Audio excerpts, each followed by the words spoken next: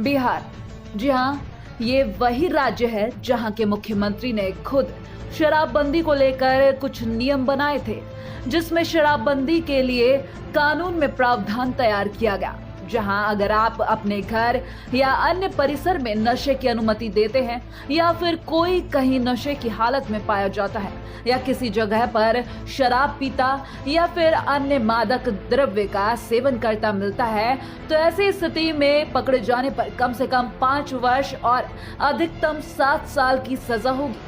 लेकिन अब इसी बिहार में सीएम नीतीश कुमार के राज में शराबबंदी मजाक बनकर रह गई है, क्योंकि यहाँ मधेपुरा में डीजीपी साहब खुद शराब को लेकर सामाजिक मुहिम चलाते रहे हैं, लेकिन अब उनके पुलिसकर्मी ही कई जगहों पर उनकी उस मुहिम पर पलीता लगाते नजर आ रहे हैं। मधेपुरा से भी कुछ ऐसा ही मामला सामने आया है, जो मधेपुरा पुलिस की नीयत और नीति दोनों पर ही सवाल उठा रहा है कि क्या पुलिस के संरक्षण में ही फल फूल रहा है शराब का कारोबार। ये बात हम नहीं कह रहे, बल्कि आप खुद घटना देखकर समझ जाएंगे। कई राज्यों में भले ही कोरोना बंदी के बाद शराब की होम डिलीवरी शुरू कर दी गई हो, लेकिन बिहार में शराब बंदी के बाद से ही होम डिलीवरी का आरोप लगता रहा है।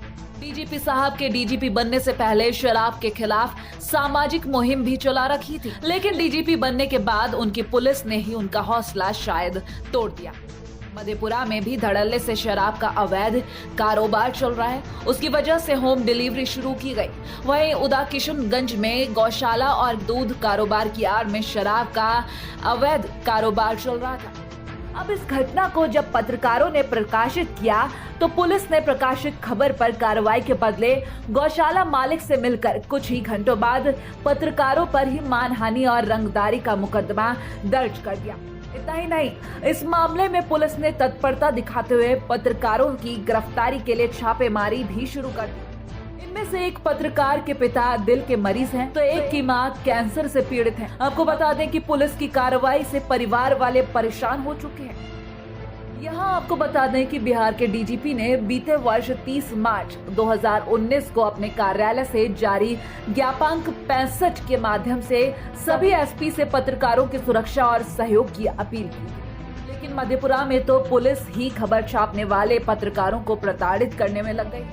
पत्रकारों पर हुई इस कार्रवाई के बाद विपक्षी दल भी पुलिस के ऊपर सवाल उठा रहे हैं। यह घटनाक्रम प्रमाणित कर दिया है कि बिहार में पुलिस प्रशासन शराब माफिया से मिला हुआ है, उसके हित में काम कर रहा है, न कि जनता के हित में। उदाकिशुनगंज के अंदर पत्रकार उजागर करता है शराब माफिया के घटनाक्रम को, और दिन के दोपहर में मामला दर्ज होता है और शाम में पुलिस पहुंच जाती है उनके यहाँ गिरफ्तारी करने के लिए। आखिर क्यों? इस स्थिति में कैसे पत्रकार उजागर करेगा मामला को? हत्या हो रही है, बलात्कार हो रही है, लूट की घटनाएं हो रही है, अपहरण की घटनाएं हो रही है, पुलिस को कोई चिंता नहीं, पुलिस नहीं जगह पर पहुंच रही है, लेकिन शराब माफिया के आवेदन पर, शराब माफिया के मामला दर्ज करने के नाम पर पत्रकारों के यहाँ गिरफ्तारी के लिए पहुंच रही है।